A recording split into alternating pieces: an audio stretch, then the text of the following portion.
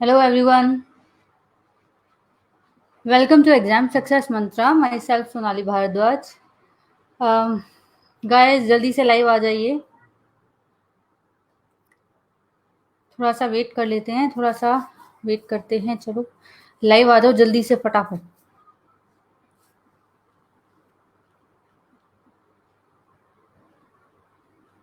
Okay. तो guys हमने कल किया था आप लोगों के लिए. मैं कल 2 चैप्टर्स लेकर आई थी. एक था सेकंड चैप्टर और एक था थर्ड. ठीक है. जिसके अंदर आया था आप लोगों का जो स्टार्टिंग का जो फेज था. ठीक है. 6 में जो स्टार्टिंग का फेज आता है चैप्टर के अंदर कि पूरा आदिवासियों का जो फेज आता है, आदिवासियों का जो टाइम आता है, यानी कि उस टाइम पे लोग किस तरीके से अपना जीवन यापन कर रहे थे, क्योंकि उनको खेती करना नहीं आता था, जानवर पालने नहीं आते थे. धीरे धीरे उन्होंने एक जगह पर बसना शुरू किया और उसके बाद उन्होंने धीरे धीरे जाकर खेती करनी शुरू करी, पशुओं को पालतू बनाना सीखा. ठीक है. कुछ क्वेश्चंस मैंने आप लोगों को कल बता दिए थे जो मोस्ट इम्पोर्टेंट थे और जो रिपीटेड थे. राइट. आप लोगों को बस ये करना है कि उन नोट्स को 1 बार 2 बार 4 बार जितनी बार हो सके उतनी बार देखो, रिवाइज करो. इतना ही काफी है. अगर इसके बाद आप कोई भी प्रैक्टिस सेट उठाते हो, कोई भी आप लोग लास्ट ईयर का पेपर उठाते हो, तो आप इजीली उनसे रिलेटेड कोई भी क्वेश्चन कर सकते हो. ठीक है. सो गाइज आज हम करेंगे उससे आगे के 2 चैप्टर. ठीक है. तो स्टार्ट करते हैं. कल हमने सेकंड और थर्ड चैप्टर किया था. आज हम करते हैं फोर्थ चैप्टर. 2 सेकंड. ठीक है. यस. तो आज करते हैं हम लेसन नंबर 4 आरंभिक नगर. देखिए हमने कल पढ़ा था कि उन लोगों ने धीरे धीरे एक जगह पर बसना शुरू किया. ठीक है. उसके बाद उन्होंने क्या किया, धीरे धीरे उन्होंने बसना शुरू कर दिया. उसके बाद जो लोग थे उन्होंने जानवरों को पालतू बनाया, खेती करना सीखा, नए नए जो औजार हैं खेती करने के, शिकार करने के, वो उन्होंने बनाने सीखे. उसके बाद उन्होंने जब खेती करना उनको आ गया, उन्होंने जो अनाज उपजाया था उसका अलग अलग तरीके से उन्होंने यूज किया. ठीक है. कि उन्होंने किसी ने जो अलग अलग 4 पार्ट में उन्होंने यूज किया था. पहला कि भोजन के रूप में उन्होंने अनाज को यूज किया, फिर किसी को उपहार देने के लिए, भंडारण के लिए और दोबारा से बीज प्राप्त करने के लिए उन्होंने उस अनाज का प्रयोग किया. ठीक है. मैंने आप लोगों को कल कुछ पॉइंट्स बताए थे. आखेटक खाद्य संग्राहक कौन थे. ठीक है. उद्योग स्थल वो कौन थे. ठीक है. वो क्या था उद्योग स्थल. आवासीय उद्योग स्थल कौन कौन से थे. ठीक है. कुछ इंपॉर्टेंट प्लेसेस बताए थे जो कि पूरा पाषाण काल के थे. आरंभिक नगर कौन से थे. आधुनिक जो गांव था वो कौन सा था.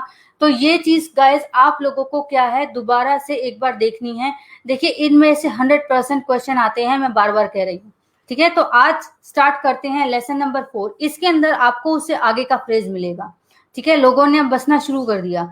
अब सबसे पहले उन्होंने क्या किया, धीरे धीरे वो एक ही जगह पर बसने लगे और धीरे धीरे उन्होंने नगरों का विकास किया. राइट. तो नगर सबसे पहले जो अस्तित्व में आए थे वो था हड़प्पा की खोज. सबसे पहला ये नगर जो था वो अस्तित्व में आया. फिर मोहनजोदड़ो हो गया. हड़प्पा से रिलेटेड कई चीजें जो थी वो मिली. वही चीज हम इसमें पढ़ेंगे हड़प्पा और मोहनजोदड़ो से रिलेटेड. ठीक है. लेसन नंबर 4 के अंदर ये आप लोगों को मिलेगा. ठीक है. तो अब स्टार्ट करते हैं आगे का पॉइंट्स. ठीक है. देखिए फर्स्ट है हड़प्पा नगर की खोज सबसे पहले हुई थी. इन शहरों का निर्माण लगभग 4700 साल पहले हुआ था. ये नगर आधुनिक पाकिस्तान के पंजाब और सिंध प्रांतों के भारत के गुजरात, राजस्थान, हरियाणा और पंजाब प्रांतों में मिले हैं. ठीक है. कि हड़प्पा नगर इसकी खोज थी वो सबसे पहले हुई थी. कब. इसका निर्माण माना गया था 4700 साल पहले का. निर्माण और विनाश दोनों आपको याद करना है. विनाश भी आएगा. पहले आप निर्माण देखिए इसके अंदर क्या क्या चीजें मिली थी, कौन सी उन्होंने फसलें उगाई. ठीक है. और क्या क्या किस तरीके से उन्होंने इस जगह पर जीवन यापन किया था. ठीक है. सॉरी. अब आगे देखते हैं. ऊंचाई वाले भाग को नगर दुर्ग और निचले हिस्से को निचला नगर कहा जाता था. नगर दुर्ग किसे कहा जाता था कि वो घर जो ऊंचे ऊंचे हिस्से पे बने हुए होते थे उसको नगर दुर्ग कहा जाता था, और कुछ घर जो थे वो नीचे के हिस्से पे बने होते थे, यानी कि भूमि का निचला हिस्सा जो होता था उस पे बने होते थे, उनको निचला नगर कहा जाता था। इतना समझ में आया। उसके बाद देखिए इसमें एक मोहनजोदड़ो में खास तालाब बनाया गया था। ठीक है, प्लास्टर और ईंटों का इस्तेमाल करके एक तालाब बनाया गया था बहुत बड़ा, जिसे पुरातत्वविदों ने महान स्नानागार कहा है। राइट, इसे बनाने के लिए ईंट व प्लास्टर का इस्तेमाल किया गया है। अब देखिए जिसने भी हड़प्पा या मोहनजोदड़ो के बारे में पढ़ा होगा, वहां की जो सभ्यता थी, वहां का जो रहन सहन था, वहां की गलियां जो थी, आप लोगों ने पढ़ा होगा कि वहां पे जो सड़कें थी वो एक दूसरे को समकोण पे काटती थी। ठीक है, जो नालियां थी वो ढकी हुई थी, निकासी की जो पूर्ण व्यवस्था थी वहां पर, यानी कि जो छोटी छोटी नालियां थी वो बड़े जाकर एक तरीके से आजकल जो सीवर होता है इसी टाइप से वहां पे जाकर मिलती थी। तो एक तरीके से कहा जाता है कि जो नगर थे वो थोड़े थोड़े विकसित होने शुरू हो गए थे, और काफी चीजें जो थी वो धीरे धीरे उन्होंने बनानी सीख ली थी, उनका उपयोग करना सीख लिया था। ठीक है, अब देखिए क्वेश्चन क्या आया था, अग्निकुंड कहां पर मिले थे हड़प्पा सभ्यता के अंदर, कलिबंगा और लोथल, याद रखिएगा। नेक्स्ट आता है भंडार ग्रह, वो कहां पर थे, हड़प्पा, मोहनजोदड़ो और लोथल में। ठीक है, ये दोबारा से देख लीजिए, अग्निकुंड मिले थे कलिबंगा और लोथल में, और भंडार ग्रह मिले थे हड़प्पा, मोहनजोदड़ो और लोथल के अंदर। ठीक है, नेक्स्ट आता है लिपिक। लिपिक कौन से होते हैं, कि लिपिक जो मोहरों पर लिखते थे और शायद अन्य चीजों पर भी लिखते होंगे जो बच नहीं पाए, यानी कि मोहरों पर लिखने वाले, जो उस टाइम पे पैसे नहीं चलते थे, मोहर होती थी। ठीक है, कोई भी चीज हुई उसके लिए मोहरों का यूज होता था, तो उसके ऊपर लिखने वाले उनको क्या कहा जाता था, लिपिक। और वो बाकी चीजों पर भी ये माना गया है कि शायद वो लिखते हों जो कि अब खत्म हो चुकी हैं, वो बच नहीं पाई थी। नेक्स्ट आता है कपास की खेती, मेहरगढ़ में 7,000 साल पहले होती थी। ठीक है, कपास की खेती के संकेत हमें मिले हैं कहां पर, मेहरगढ़ में, और कब, 7,000 साल पहले के। पक्की मिट्टी व फेन से बनी कतलियां सूत कताई का संकेत देती थी। देखिए अब नेक्स्ट है फ्रेंस, एक तरीके का ये एक मटेरियल था जिससे कि कोई भी चीज जो थी वो बनाई जाती थी, जैसे कि बर्तन हो गए, छोटे से आभूषण हो गए।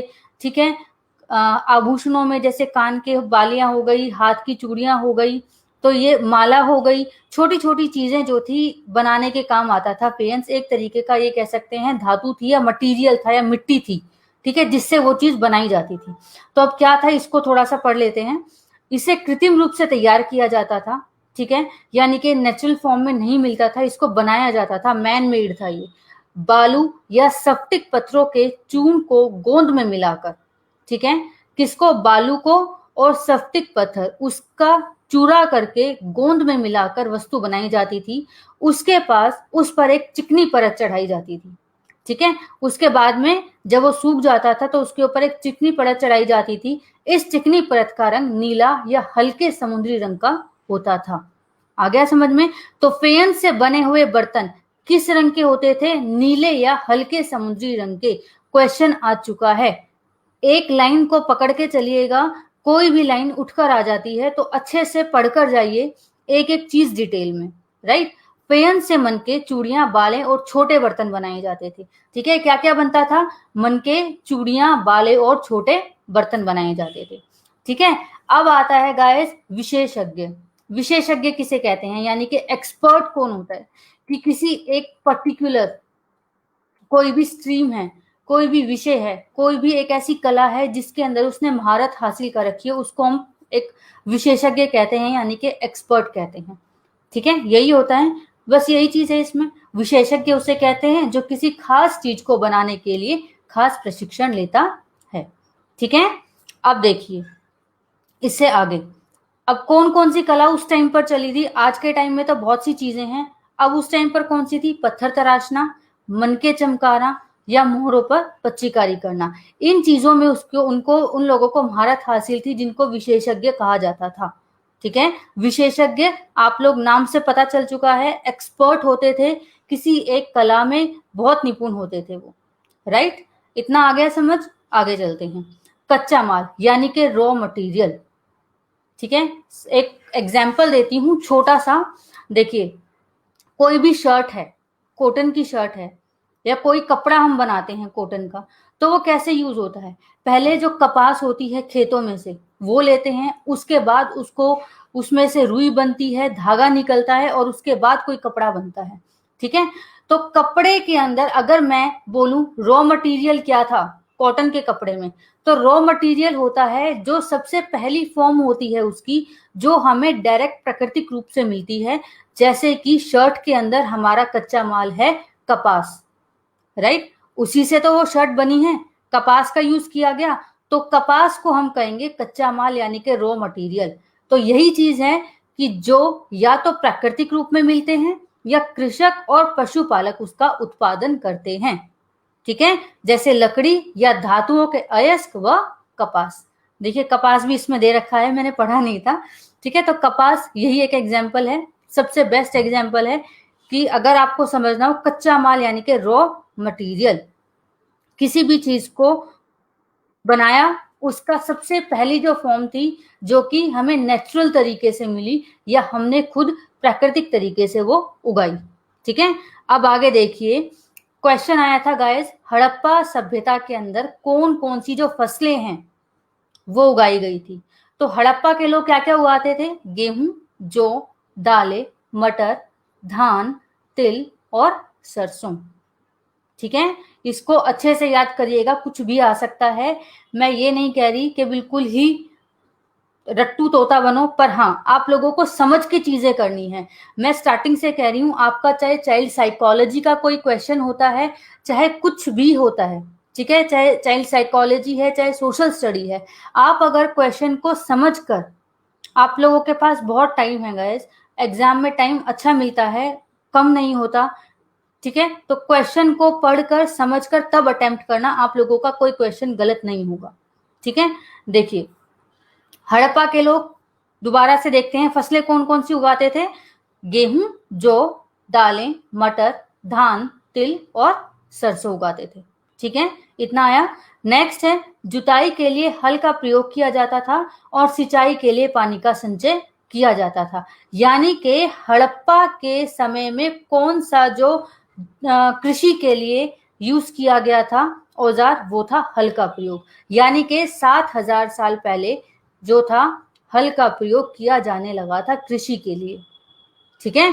सिंचाई के लिए पानी का संचय किया जाता था, और सिंचाई के लिए पानी जो था वो एक तरीके से हौद वगैरह बनाए जाते थे जहां पर उनको इकट्ठा किया जाता था, जो कि बाद में सिंचाई के काम में आता था, ठीक है। अब पालतू जानवर, कौन कौन से उन्होंने जानवर जो थे वो पालतू बनाने शुरू करे? गाय, भैंस, भेड़ और बकरी, ठीक है। कौन कौन से थे? गाय, भैंस, भेड़ और बकरी। आ गया समझ? हड़प्पा में जो, ध्यान रखिएगा, हड़प्पा कब अस्तित्व में आया था, कब उन वहां पे लोगों ने कौन कौन सी जो फसलें थी वो उगानी शुरू करी, ठीक है। कपास की खेती, जो गेहूं जो खेती है, ठीक है, कौन कौन सी उन्होंने खेती करनी शुरू करी, कौन कौन से जानवर जो है पालतू बनाने शुरू करे। अब देखिए डिफरेंस क्या है डोमेस्टिक एनिमल्स के अंदर, कि हड़प्पा में कौन से थे? गाय, भैंस, भेड़, बकरी। और अगर आता है कि सबसे पहला पालतू जानवर कौन सा बनाया, अगर हड़प्पा का वहां पर जिक्र नहीं होता तो आप लगाएंगे कुत्ता, ठीक है। मैंने फर्स्ट भी आप लोगों को पहले भी ये चीज बता दी थी कि अगर आता है पहला सर्वप्रथम पालतू जानवर तो कुत्ता लगेगा, उस पर टिक। और अगर आता है जानवर, हड़प्पा सभ्यता के अंदर कौन से जानवर पाले गए थे? गाय, भैंस, भेड़ और बकरी, इनका सबसे ज्यादा वहां पर पालन होता था, ठीक है। आई थिंक ये आ गया समझ। नेक्स्ट करते हैं हम लोथल नगर। गुजरात की खंबात की खाड़ी में मिलने वाली साबरमती की एक उपनदी के किनारे बसा नगर, जहां कीमती पत्थर जैसा कच्चा माल आसानी से मिलता था। लोथल एक वहां पे नगर का नाम है। कहां पे था वो? गुजरात की खंबात की खाड़ी में, ठीक है। साबरमती की एक उपनदी के किनारे बसा नगर था, ठीक है। अब इसके अंदर देखिए नेक्स्ट लाइन है, जहां कीमती पत्थर जैसा कच्चा माल आसानी से मिलता था। तो कीमती पत्थर किसी पत्थर का नाम नहीं है, एक रॉ मटेरियल है जिससे कि चीजें बनाई जाती थी, ठीक है। अगर क्वेश्चन आता है कि कीमती पत्थर हड़प्पा सभ्यता या लोथल के अंदर क्या था, कच्चा माल था, कोई पत्थर था वैसा, या पूरा पाषाण काल का पत्थर था, क्या था वो, तो आप वहां पर कच्चा माल लगा कर आएंगे, क्योंकि इस पत्थर से अलग अलग चीजों का निर्माण किया जाता था, इसलिए इसको रॉ मटेरियल के अंदर रखा गया। आया समझ। नेक्स्ट देखिए, मुहरबंदी या मुद्रांकन। अब मुहरबंदी यानी कि किसी चीज के ऊपर मुहर लगाना, स्टैंप लगाना। देखिए, जैसे आपने, हमने सबने एग्जाम दिया है पेन पेपर, ठीक है, जो जब हम एक रूम में बैठते हैं, एग्जामिनेशन रूम में बैठते हैं, वहां पर क्वेश्चन पेपर आते थे, तो वो उसके ऊपर मुहर लगी होती थी। कई बार आपने देखा होगा कि मोम से उसके ऊपर, मोम को पिघलाकर उसको सील बंद कर दिया जाता था। तो उस प्रोसेस को क्या कहा गया है, मुहरबंदी या मुद्रांकन। वही चीज है, बस फर्क क्या है, उस टाइम पर कोई मोम नहीं था, क्या था, गीली मिट्टी थी, उसको दबाकर उसकी छाप बन जाती थी, और जब वो सूख जाता था तो वो चीज जो थी वो एक तरीके से बंद हो जाती थी, लॉक हो जाती थी। ठीक है, तो ये है मुहरबंदी या मुद्रांकन। नेक्स्ट देखिए, हड़प्पा सभ्यता का अंत 3900 साल पहले। ठीक है, 3900 साल पहले। अब हड़प्पा सभ्यता के विनाश के क्या कारण थे? पहला कारण था जंगल के विनाश के कारण। देखिए, अलग अलग कारण बताए गए हैं, कोई पर्टिकुलर कारण इसका नहीं दिया गया, लेकिन इसका मुख्य कारण जो माना गया है वो है कि बाढ़ के कारण शायद जो हड़प्पा जो सभ्यता है वो समाप्त हुई थी। ठीक है, मवेशियों के बड़े बड़े झुंडों से चारागाह व घास वाले मैदान समाप्त हो गए, जिस वजह से वहां पे जो लोग थे उनको जो जीवन यापन करने में परेशानी हुई, और धीरे धीरे वो जो नगर थे उनका विनाश होता चला गया। ठीक है, थर्ड पॉइंट है इसका बाढ़ के कारण, जो कि इसका मुख्य कारण है। ठीक है, नेक्स्ट है सूखा पड़ने के कारण, पानी की कमी हो गई थी, सूखा पड़ा था उसके कारण। अब देखिए 18th पॉइंट, मिस्र में बने बड़े बड़े मकबरे पिरामिड कहे जाते हैं 5000 साल पहले। मैंने, आप ये देखेंगे कि पूरा हड़प्पा सभ्यता का है, मोहनजोदड़ो के बारे में है, लेकिन एकदम से मिस्र कहाँ से आ गया? आप लोगों को मैंने अपनी फर्स्ट वीडियो में आप बुक का इंट्रोडक्शन दिया था, जिसमें अन्यत्र नाम का एक पार्ट बताया था कि एक टाइम पीरियड के अंदर हमारे इस देश के अंदर, या फिर हमारे जो हम जो पढ़ रहे हैं, जो हड़प्पा सभ्यता पढ़ रहे हैं, उस टाइम पीरियड के अंदर दूसरी तरफ, ठीक है, दूसरे किसी और देश में क्या चल रहा है, राइट? तो वो चीज अन्यत्र नाम के एक पार्ट में आएगी। तो वही चीज है कि उसी टाइम पीरियड के अंदर जो मिस्र में बड़े बड़े मकबरे थे, कब थे ये? 5000 साल पहले, और इनको क्या कहा जाता था? पिरामिड। पिरामिड के बारे में आए तो क्या थे वो? मकबरे थे, याद रखिएगा। नेक्स्ट देखते हैं 19th पॉइंट, अन्य नगरों का विकास 2500 साल पहले। ठीक है, उसके बाद धीरे धीरे धीरे धीरे आए, तो उनका विकास क्या था? 2500 साल पहले हुआ। अब गाइस नेक्स्ट देखिए, बहुत ज्यादा इंपॉर्टेंट चीज है ये, और ये क्वेश्चन आया है, आने के 100% चांसेस भी हैं, रिपीटेड क्वेश्चन होता है। देखिए, हड़प्पा के लोग अब धातु के बारे में बता रहे हैं कि हड़प्पा में कौन कौन सी चीज जो थी, कौन कौन सी धातु किस देश से मंगाई गई थी। ठीक है, देखिए, हड़प्पा के लोग तांबे का आयात संभवतः आज के राजस्थान से करते थे। ठीक है, कि ये माना गया था कि वहां पे तांबा जो है वो राजस्थान से आयात किया जाता था। यहां तक कि पश्चिम एशियाई देश ओमान से भी तांबे का आयात किया जाता था, राइट? कांसा बनाने के लिए तांबे के साथ मिलाई जाने वाली धातु टिन का आयात आधुनिक ईरान और अफगानिस्तान से किया जाता था। उसके बाद सोने का आयात कहां से होता था? आधुनिक कर्नाटक। ठीक है, उसके बाद बहुमूल्य पत्थर का आयात किया जाता था गुजरात, ईरान और अफगानिस्तान से। इतना आया समझ में? ये चीज मैंने नीचे पॉइंट में भी लिख दी है, आप लोगों को पूरी लाइन पढ़ने की जरूरत नहीं है। देखिए, तांबा कहां से आता था, आयात किया जाता था? राजस्थान और ओमान। सोना कर्नाटक, टिन अफगानिस्तान, ईरान, बहुमूल्य पत्थर गुजरात, ईरान और अफगानिस्तान। इसको अच्छे से करिएगा, मैं बार बार कह रही हूँ, लास्ट के क्वेश्चन पेपर आप उठाएंगे तो आएंगे ये चैप्टर। आप लोगों के 6th क्लास की बुक में 1st to 12 लेसन है, टोटल 12 चैप्टर हैं। ठीक है, हम 4th चैप्टर पे हैं। मैं सोच रही हूँ कि 6 चैप्टर एटलीस्ट आधे चैप्टर हो जाएं, उसके बाद मैं आप लोगों को लास्ट ईयर के जो क्वेश्चन निकलते हैं ना, इनमें से जो पेपर में आए थे, उनकी एक छोटा सा प्रैक्टिस सेट आप लोगों को अवेलेबल करवाऊं, जिसको आप डाउनलोड भी कर सकते हो। ठीक है, तो देखिए अब हड़प्पा सभ्यता के नगर। अब इसका क्वेश्चन क्या आया था, ये जो मैप है नीचे, उपमहाद्वीप के आरंभिक नगर। ठीक है, इधर दे रखा है मोहनजोदड़ो, फिर सिंधु, सिंधु की सहायक नदियां कौन कौन सी बताई हैं, झेलम नदी है, ठीक है, रावी, चेनाब, ठीक है, इसकी सहायक नदियां ये 3 बताई हैं। आरंभिक नगर कौन कौन से हैं इसके, हड़प्पा, राखीगढ़ी, कालीबंगा, गंवेरीवाला, मोहनजोदड़ो, सोतकाको, चहुंद्रो, धोलावीरा, सुतकोतदा, यानी कि ये गुजरात की साइड के हैं, और लोथल, ठीक है, ये भी गुजरात के अंदर है। तो ये देखिए गाइस, आप लोगों को ये याद करने हैं। कहेंगे मैडम कैसे याद होंगे, बट होंगे, करने पड़ेंगे, क्या करें। क्वेश्चन आया है आई थिंक लास्ट ईयर के पेपर में आया था ये क्वेश्चन। मैं आप लोगों के सामने वो क्वेश्चन लेकर आऊंगी डेफिनेटली। ठीक है, ये क्वेश्चन आया था क्योंकि जब ये आया था 2019 में मैंने किया था, तो 2019 के जो पहले हुआ था, दिसंबर वाला मैंने क्लियर किया था, उससे पहले जो हुआ था उसमें एक क्वेश्चन आया था। क्योंकि मैंने जब ये किया तो मुझे ये देखने की जरूरत पड़ी थी, क्योंकि वर्ड जो है बहुत ही डिफिकल्ट है, मुझे भी याद नहीं हुए थे। ठीक है, पर करने पड़ेंगे, उसके बाद मैं करके गई थी। तो ये देखिए, ये क्वेश्चन आया हुआ है, आप इसको यहाँ से देख सकते हैं। ठीक है, मैप देखेंगे तो बहुत अच्छी बात है, नहीं तो ऐसे भी याद कर लीजिए। कौन कौन से थे उसमें, 4 ऑप्शन थे कि हड़प्पा सभ्यता के जो नगर थे, इनमें से कौन सा नगर वो नहीं था, ये बताया था। 4 ऑप्शन थे, उसमें से एक नगर नहीं था। तो कौन सा था, गंवेरीवाला, राखीगढ़ी, कलीबंगा, मोहनजोदड़ो, सोतकाको, चहुंदड़ो, धोलावीरा, सुरकोतदा और लोथल। ठीक है, इतना समझ में आ गया आप लोगों को। नेक्स्ट है इसकी नदियां। सिंधु की सहायक नदियां कौन सी थी, हड़प्पा सभ्यता के अंदर कौन सी दिखाई गई हैं, झेलम, चिनाब और रावी। सतलुज नहीं है। ठीक है, अब आते हैं गाइस आप लोगों के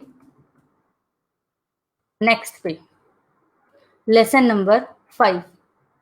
क्या बताती हैं हमें किताबें और खबरें। ठीक है, कि इसके अंदर आप लोगों को मिलेगा, वेदों के बारे में जानकारी दी जाएगी कि उस टाइम पे जो बुक हैं, कौन सी बुक कब लिखी गई थी, उसके अंदर किस किस चीज का वर्णन था।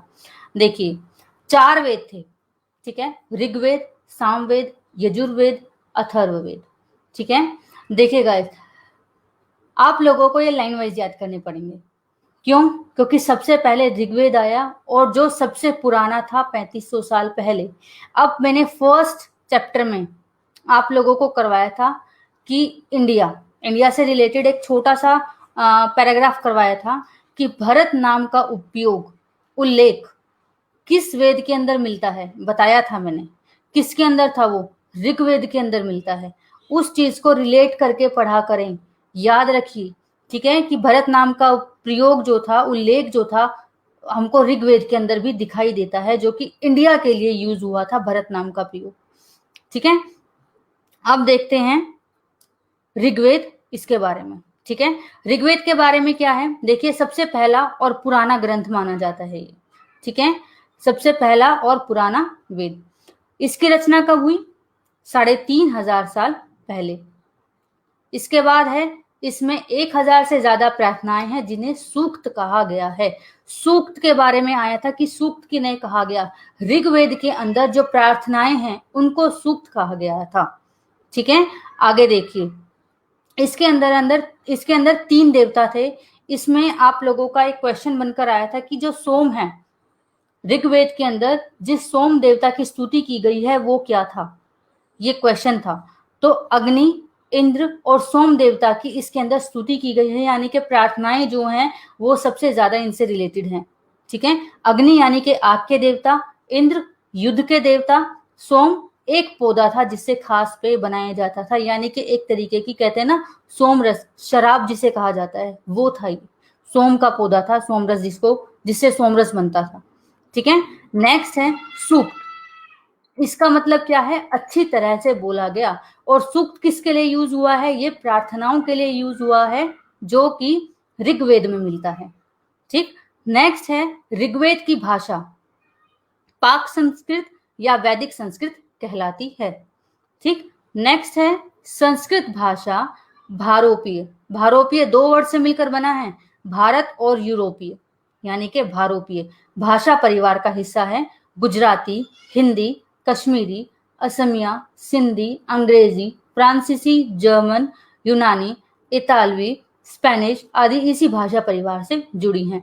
इतनी लंबी चौड़ी लैंग्वेज याद करने की आप लोगों को जरूरत नहीं है। सभी लैंग्वेज बस ये एक जनरल नॉलेज के लिए है। अभी तक तो आया नहीं है इसमें से, और मुझे नहीं लगता आएगा। ठीक है, ये जरूर आया है कि संस्कृत भाषा किस भाषा परिवार का हिस्सा मानी गई है, तो वो है भारोपीय, यानी कि भारत और यूरोपीय। दोनों चीजों को याद रखना, भारोपीय भारत और यूरोपीय भाषा परिवार का हिस्सा है। ठीक है, ये क्वेश्चन जरूर आया है, ये नहीं आएगा तो इसको एक जनरल नॉलेज के तौर पे लें। नेक्स्ट है ऋग्वेद का उच्चारण किया जाता था, श्रवण किया जाता था, ना कि पढ़ा जाता था। देखिए, इसको एक एग्जाम्पल के तौर पे आप लोगों को समझाती हूँ। हम लोग जैसे जैसे जब हम छोटे थे, अपने पेरेंट्स से हम कहानियां सुनते थे। ठीक है, वो कहानियां उनके पेरेंट्स ने सुनाई थी। ठीक है, और वही कहानियां उनके पेरेंट्स के पेरेंट्स ने उनको सुनाई थी। ठीक है, तो सेम वही चीज है। ऋग्वेद जो है उनको बोला जाता था, उच्चारण किया जाता था, लोग उसको सुनते थे, क्योंकि वो चीजें एक तरीके से पीढ़ी दर पीढ़ी चलती आ रही थी, लेकिन वो कहीं छपी हुई नहीं थी। अब हमें जो हमने अपने माँ बाप से कहानियां सुनी हैं, क्या हमने वो कहीं पढ़ी हैं? नहीं। बहुत सी ऐसी कहानियां होंगी जो हमने नहीं पढ़ी, लेकिन हमने वो सुनी हैं, हमको वो याद है, हम अपने बच्चों को सुनाते हैं वो। ठीक है, अब कई कहानियां ऐसी हैं जो अपने बेटे को मैं सुनाती हूँ, क्योंकि वो मैंने कहीं से पढ़ी भी नहीं है, लेकिन सुनी है, और मैं अब उसको उच्चारण कर रही हूँ, यानी कि अब उसको बोल के अपने बेटे को मैं सुनाती हूँ। तो यही चीज है, ऋग्वेद का उच्चारण किया जाता था, उसको सुना जाता था, लेकिन पढ़ा नहीं जाता था। क्यों? क्योंकि उस टाइम पर ऋग्वेद जो था वो नहीं छपा था, पीढ़ी दर पीढ़ी चल रहा था ये, लेकिन उसके छपने का काम 200 साल पहले शुरू हुआ था। आ गई बात समझ में? लाइन आई थिंक क्लियर हो गई। ऋग्वेद का उच्चारण किया जाता था, श्रवण किया जाता था, ना कि पढ़ा जाता था। उस टाइम तक ऋग्वेद लिखित में नहीं था। लिखित में कब आया? इसके छपने का काम 200 साल पहले हुआ। Got it? नेक्स्ट आता है ऋग्वेद में मवेशियों, बच्चों और घोड़ों की प्राप्ति के लिए अनेक प्रार्थनाएं हैं। ठीक है, नेक्स्ट है जन, विष या वैश्य। विष को हम वैश्य भी कह देते हैं, और जन, जन से आप लोगों को रिलेट करके अच्छे से याद हो जाएगा, जन जनता। ठीक है, अब जनता क्या आ जाती है? पूरे समुदाय के अंदर। ठीक है, तो पूरे समुदाय के लिए इन दो वर्ड का यूज किया जाता था, जन, विष या वैश्य। आई थिंक क्लियर हो गया। नेक्स्ट देखिए आर्य। अब आर्य किन्हें कहा जाता था? जिन लोगों ने इन प्रार्थनाओं की रचना की, वे कभी कभी खुद को आर्य कहते थे, व अपने विरोधियों को दास या दस्यु कहते थे। ठीक है, आई थिंक क्लियर कि आर्य किसे कहा गया? कि जिन्होंने प्रार्थनाओं के, ऋग्वेद के अंदर जो प्रार्थनाएं लिखी गई हैं, जिन्हें सूक्त कहा गया है, उनकी रचनाएं की, और ये खुद को क्या कह देते थे? कभी कभी आर्य कहते थे, और उनके जो विरोधी थे उनको दास या दस्यु कहते थे। ठीक है, अब वही दो वर्ड नीचे दे रखे हैं, दस्यु और दास। दस्यु कौन थे? वे लोग थे जो यज्ञ नहीं करते थे और दूसरी भाषाएं बोलते थे। ठीक है, अब दास का आप लोगों को पता है, दास यानी के गुलाम, सीधी बात। वे सभी स्त्री पुरुष जिन्हें युद्ध में बंदी बनाया जाता था और अपने मालिक की जायदाद माना जाता था, यानी कि मालिक की जायदाद माना जाता था, जो मालिक कहते थे उनको वो करना होता था। ठीक है, उनको दास बोला जाता था, जो कि ज्यादातर युद्ध में जिनको बंदी बनाया जाता था। ऋग्वेद की रचना उपमहाद्वीप के उत्तर पश्चिम में हुई। कहां पर रचना की गई? इसका लिखने का काम उपमहाद्वीप के उत्तर पश्चिम एरिया के अंदर। ठीक है, पश्चिम का एरिया कहां चला जाता है? कमेंट में बताइए। नेक्स्ट है शिलाखंड और महापाषाण। शिलाखंड, महापाषाण, पहले इस वर्ड को समझो। शिला एक कह देते हैं चट्टान, चट्टान को हम शिला कहते हैं। खंड यानी कि उसका कोई टुकड़ा, शिला का टुकड़ा यानी कि चट्टान का टुकड़ा। और महापाषाण यानी कि बड़ा पत्थर। तो ऐसी चट्टान जो बहुत ही बड़ी हो उसको क्या कहा जाता है? शिलाखंड। एक चट्टान का बहुत बड़ा टुकड़ा उसको महापाषाण कहा गया, शिलाखंड महापाषाण कहा गया। आप लोगों को वर्ड क्लियर हो गया? शिला यानी कि बहुत बड़ी चट्टान, खंड चट्टान का भाग यानी कि एक बहुत बड़ी चट्टान का भाग, महापाषाण बहुत बड़ा पत्थर, महापाषाण पत्थर। ठीक है, अब देखिए महा यानी कि बड़ा, पाषाण यानी कि पत्थर, ये लिखा हुआ है शिलाखंड, मैंने आपको एक्सप्लेन कर दिया। नेक्स्ट है दफन करने की जगह पर लगाए जाते थे। महापाषाण कब्रें बनाने की प्रथा लगभग 3000 साल पहले शुरू हुई। दक्कन, दक्षिण भारत, उत्तर पूर्वी भारत, कश्मीर में प्रचलित थी। अब जैसे आप कब्रिस्तान में देखते हैं, ठीक है, वहां पे पत्थर लगाया जाता है और उस पे नाम लिखा जाता है। तो इसी से कुछ मिलती जुलती वो प्रक्रिया थी। उसमें एक बहुत बड़ी शिला रखी जाती थी, ठीक है, एक कब्र के ऊपर, जिससे ये पता चलता था कि यहाँ पर कब्र है, ठीक है, कि यहाँ पर एक कब्र बनी हुई है। तो उसके ऊपर बहुत बड़ा पत्थर रख देते थे। तो उसको क्या कहा जाता था? शिलाखंड महापाषाण। और ये कब शुरू हुई? 3000 साल पहले, ठीक है। दक्कन, दक्षिण भारत, उत्तर पूर्वी भारत और कश्मीर में सबसे ज्यादा प्रचलित थी। अगर क्वेश्चन आता है तो ये याद रखिएगा, कहाँ सबसे ज्यादा थी? दक्कन, दक्षिण भारत, उत्तर पूर्वी भारत और कश्मीर के अंदर। अगर आप मैप एक बार देख लेंगे ना, कौन सी डायरेक्शन कहाँ है, डायरेक्शन वो भी मैं आप लोगों को करवाऊंगी, बट वो ज्योग्राफी में करवाऊंगी, ठीक है। तो आप लोगों को ये चीजें क्लियर हो जाएंगी। तो मेरे करवाने से पहले एटलीस्ट आप लोग एक बार मैप देख लीजिए कि दक्कन कहाँ है, दक्षिण भारत कौन सी जगह है, केरला की तरफ पड़ जाएगा, उत्तर पूर्वी भारत कहाँ है, कश्मीर किधर की तरफ है। एक जितने स्टेट्स हैं वो एक बार उसको रिवाइज कर लीजिए, आप लोगों के माइंड में सेट हो जाएगी ये चीजें। अब आएगा पोर्ट होल, बड़ा सुराख। सिस्ट यानी कि ताबूत या ताबूत शवाधान, कि एक तरीके का ताबूत होता था जिसके अंदर शव को दफनाया जाता था, रखा जाता था, उसको हम क्या कहते हैं? सिस्ट, ताबूत को। देखिए अब पोर्ट होल और शिलाखंड महापाषाण, ये चीज मैंने इसमें नहीं लिखी है, बट ये आपके बुक में दी हुई है कि जब देखिए जब बहुत बड़ी वो कब्र होती थी, एक तरीके से वो एक घर के लिए, एक घर के जो कहते हैं ना कॉमन रूम होता है, इसी तरीके से एक कॉमन, आप ये कह सकते हैं वो कब्र थी एक परिवार की।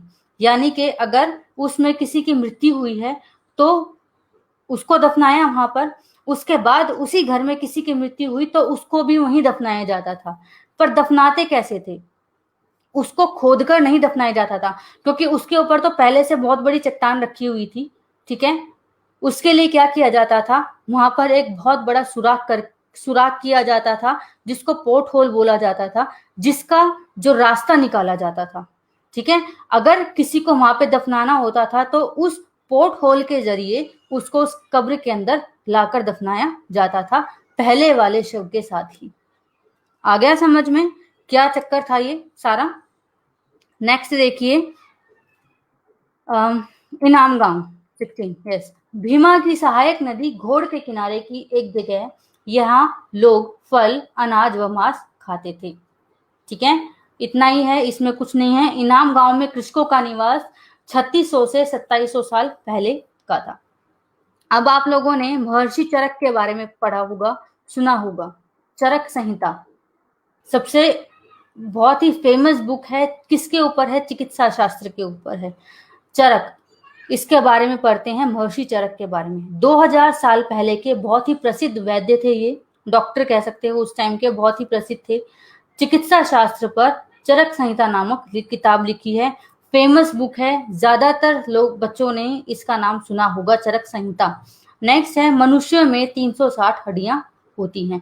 इनके अकॉर्डिंग इन्होंने क्या बताया था कि मनुष्य में 360 हड्डियां होती हैं। अब 360 हड्डियां इन्होंने कैसे बताई थी? जो जोड़ थे ना, जोड़ के साथ जो हड्डियां एक दूसरे से जुड़ी हुई थी, उन सबको उन्होंने जोड़कर, जोड़ों को भी हड्डियों के साथ जोड़कर 360 हड्डियां बताई थी कि मनुष्य में 360 हड्डियां होती हैं, ठीक है। क्लियर हो गया? नेक्स्ट है, लास्ट है आई थिंक, उसके बाद यस नेक्स्ट चैप्टर स्टार्ट हो जाएगा आप लोगों का, वो कल करवाती हूँ, ठीक है। ब्लैक व रेड वेयर, ब्लैक यानी कि काले और रेड यानी कि लाल मिट्टी के बर्तन। किस तरीके थे? लाल और काले कलर के मिट्टी के वो बर्तन थे जिनको ब्लैक एंड रेड वेयर कहा जाता था। आई थिंक आप लोगों का ये क्लियर हो गया। अगर किसी को कोई प्रॉब्लम है तो आप मुझसे अभी पूछ लीजिए कमेंट में। देखिए अच्छे से करिएगा। हड़प्पा का जो पोर्शन है आप लोगों का वो आता है और बहुत ही इम्पोर्टेंट है, बहुत ज्यादा आता है। आप लोग जो कर रहे हैं, यानी कि आप लोग जितना पढ़ रहे हैं, जितना देख रहे हैं, इसको मैं दोबारा कह रही हूँ, रिवाइज करिए, कॉन्टिन्यूसली रिवाइज करिए। पेपर कभी भी हो सकता है। मेरे अकॉर्डिंग अभी तक जो पेपर हुए हैं ना गाइस, वो कंप्यूटर बेस्ड पेपर हैं। अभी तक मैंने जितना देखा है पेन पेपर बेस्ड नहीं हो रहे। तो शायद आप लोगों के पास टाइम है थोड़ा और, 1 महीना और मिल जाएगा आप लोगों को। बट मानकर चलिए डेट कभी भी आ सकती है। आप नहीं जानते, मैं नहीं जानती, कोई भी नहीं जानता इसकी डेट कब आ जाएगी सीटेट की। तो अपनी तैयारी रखिए। मैं डेली 2 चैप्टर आप लोगों को करवा रही हूँ ताकि आप लोगों की एनसीईआरटी अच्छे से कवर हो जाए। ठीक है। किसी को कोई क्वेश्चन आता है, कोई प्रॉब्लम होती है तो वो मुझे बता सकता है। लाइव सेशन चल रहा है, आप मुझसे पूछ सकते हैं कि सीटेट में और क्या पढ़ना है या किस तरीके से पढ़ा जाए। शायद मैं आप लोगों की कुछ मदद कर पाऊँ। ठीक है। अगर आप लोगों को वीडियोस मेरी अच्छी लगती है, देख रहे हो, तो प्लीज इसको शेयर भी करिए। एटलीस्ट जो बच्चे हैं जिनको जरूरत है उन लोगों तक ये मटेरियल पहुंच जाएगा। ठीक है। तो गाइज मिलते हैं अब कल दोबारा से 2 चैप्टर लेके, और उसके बाद मोस्ट प्रोबेबली मैं क्वेश्चन पेपर लेकर आऊंगी। राइट। अभी तक के जितने चैप्टर हुए हैं, कल के बाद आई थिंक परसों मैं आप लोगों को, अगर मेरा वो पूरा प्रैक्टिस सेट बन जाता है क्वेश्चन पेपर का, तो मैं डेफिनेटली आप लोगों के सामने परसों तक वो क्वेश्चंस लेकर आऊंगी जो लास्ट ईयर के पेपर में आए थे अभी तक के चैप्टर्स में से। यानी कि मैं आप लोगों को कल 2 चैप्टर और करवाऊंगी, 6 और 7 चैप्टर तक के जितने भी क्वेश्चन आते हैं लास्ट ईयर में आए थे वो सभी लेकर आऊंगी। ठीक है। तो thank you guys for watching मी। मिलते हैं अब नेक्स्ट वीडियो में। तब तक के लिए take care and good bye. और अपना ध्यान रखिए, कोरोना से बच के रहिए। ठीक है। Okay, thank you.